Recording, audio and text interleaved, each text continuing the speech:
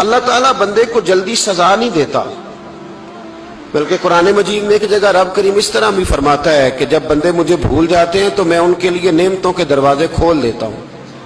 بندہ سمجھتا ہے کہ میں کچھ تو ہے نا کہ میرے اندر کہ میں جدھر جاتا ہوں خیر ہی خیر ہو جاتی ہے، وہ سمجھتا ہے کہ میری عقل ہے، حالانکہ اللہ اسے ڈھیل دیتا ہے۔ اللہ اسے ڈھیل دیتا ہے۔ گناہوں کی سزا کے 3 طریقے ہیں۔ ایک ہے متنبع کرنا، تنبیہ کرتا ہے اللہ، بندہ متنبع ہو جاتا ہے، یہ اللہ کا بہت بڑا احسان ہوتا ہے۔ ایک ہوتا ہے مہلت دینا، اور ایک تیسرا ہوتا ہے اللہ خفیہ تدبیر کرتا ہے۔ تھوڑا سا سمجھیے گا، انسان پر کوئی آزمائش آئی، فوراً اس کی چھٹی اس نے کہا کہ وہ فلاں جگہ غلطی کی تھی تب ایسا ہوا ہے۔ ہوتا ہے نا کئی دفعہ آواز آتی ہے نا اندر سے، چلیں بول دیں کچھ نہیں ہوتا آپ کو، اللہ جانتا ہے یہاں کوئی کچھ نہیں کہے گا آپ کو، اور ہماری تو ویڈیو بھی نہیں گھومتی، یعنی خبر بھی نہیں ہو کہ کس نے ہاں کر دی کس نے نہ کر دی۔ آپ بغیر ٹینشن کے بات چیت کریں، آج کچھ نہیں ہوتا انشاءاللہ تعالی۔ آتی ہے اندر سے آواز؟ میں آپ سے اس لیے ان چیزوں کی تصدیق کراتا ہوں کہ باقیوں کو بھی آتی ہے کہ نہیں، اس لیے تصدیق۔ کبھی کوئی کسی جگہ انسان پریشان ہوتا ہے تو محسوس کرتا ہے کہ وہاں مجھ سے ہوتا ہے نا جی، جس کو یہ نصیب ہو جائے بڑا خوش نصیب آدمی ہے۔ حضرت مولا علی فرماتے ہیں اگر تجھے دنیا میں سزا مل گئی تو بچ گیا ہے، سمجھ پھر اللہ کرم کرے گا، آخرت میں سزا نہیں دے گا۔ اور یہ یاد رکھ لے، وما اصابکم من مصیبت فبما کسبت ایدیکم ویعفو عن کثیر۔ اللہ فرماتا ہے دنیا میں تجھے جو بھی تکلیف پہنچتی ہے وہ تیرے ہاتھوں کے کرتوتوں کی وجہ سے پہنچتی ہے۔ ویعفو عن کثیر، فرمایا کثیر گناہ تو میں ویسے ہی معاف کر دیتا ہوں۔ یہ جو تیری زندگی میں دکھ ہے نا، یہ بھی میری قلیل سزائیں ہیں۔ یہ کثیر پر سزا، یہ قلیل ہے، قلیل یہ جو تمہاری زندگی میں تکلیفیں۔ انسان کو سزا ملتی۔ حضرت فضیل بن عیاض رحمۃ اللہ تعالی علیہ گھوڑے پہ بیٹھے تھے، گھوڑا شرارت کرنے لگ گیا، اچھلنے لگ گیا، کودنے لگ گیا، تو حضرت فضیل بن عیاض نیچے اترے، ایک کونے میں جا کے نماز کی نیت باندھ لی، 2 رکعت نماز پڑھی، پھر دیر تک استغفار پڑھتے رہے، روتے رہے، دعا کرتے رہے، واپس آئے۔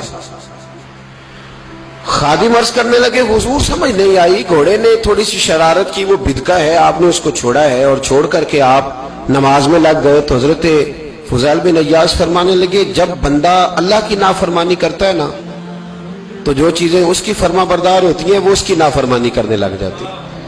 تو مجھے محسوس ہوا تھا کہ میں نے کہیں اللہ کی نافرمانی کی ہے، اس لیے ایسا ہوا ہے کہ میرے گھوڑے نے میری، تو میں توبہ کرنے لگا ہوں، اور اب دیکھتا ہوں بیٹھ کے بھلا کیا ہوتا ہے۔ میں نے سچی توبہ، حالانکہ مجھے یاد نہیں کہ میں کہاں بولا، پر کھری اور سچی توبہ کی۔ دوبارہ گھوڑے پہ بیٹھے تو گھوڑا بالکل صحیح ہو کے ساتھ چلنے لگ گیا۔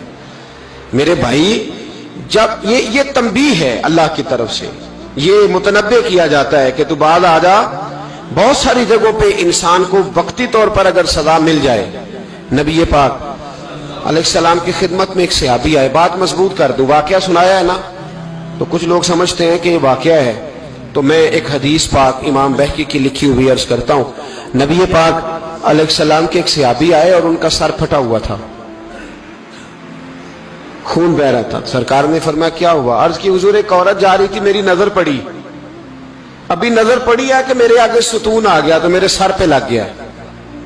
نبی پاک صلی اللہ علیہ وسلم نے فرمایا تیرے لیے خوشخبری ہے، اگر دنیا میں تیری غلطی کی تجھے سزا ملی ہے تو پھر رب تجھے قیامت میں سزا نہیں دے گا۔ پھر اللہ قیامت میں سزا، بعض گناہ ایسے ہیں جن کی یہاں بھی سزا ملے گی اور وہاں بھی ملے، لیکن میرے بھائی پہلی بات یہ ہے کہ اللہ تعالیٰ اس غلطی کی یہی سزا دے لے، اور دعا فرمائے اللہ تبارک و تعالیٰ یہاں بھی معافی عطا فرمائے، وہاں بھی معافی عطا فرمائے، اللہ درگزر ہی فرمائے۔ لیکن میرے بھائی ایک تو یہ سزا، ایک سزا یہ ہوتی ہے کہ انسان جب گناہ کرنے لگتا ہے تو اللہ نعمتوں کے دروازے کھولتا ہے، مہلت دیتا ہے۔ 500 سال تک فرعون کو مہلت دی۔ کتنے؟ یہاں جو 5 سال حکومت کر لیتا ہے وہ کہتا ہے سب سے قابل میں ہی ہوں، مجھے مہلت بھی ملی ہوئی ہے۔ 500 سال مہلت دی اللہ تعالیٰ نے، اور فرعون کی قوم پر پتہ عذاب کس طرح کیا ہے؟ ٹڈیاں مسلط کر دی اللہ نے۔ یہ گھومتی نہیں چھوٹی سی، ہم اپنی زبان میں اس کو کچھ لوگ مختلف ناموں سے یاد کرتے ہیں، کوئی مکڑی کہتا ہے، کوئی کچھ کہتا ہے، مسلط کر دی جاتی نہیں ان پر بنی اسرائیل کے ان مقابل جو فرعون کی قوم تھی ان پر الزام اس طرح کا عذاب آیا کہ مینڈک مسلط کر دی اللہ تعالیٰ. برتن کھولتے تھے اندر مینڈک نکلتا تھا، دنیا کی ہر دوائی استعمال کرتے تھے لیکن مینڈک نکل آتا تھا. تھوڑا سا سمجھا کریں چیزوں کو. ہمارے رنگ نہیں زیادہ گورے کہ ہم پر عذاب نہیں آتا.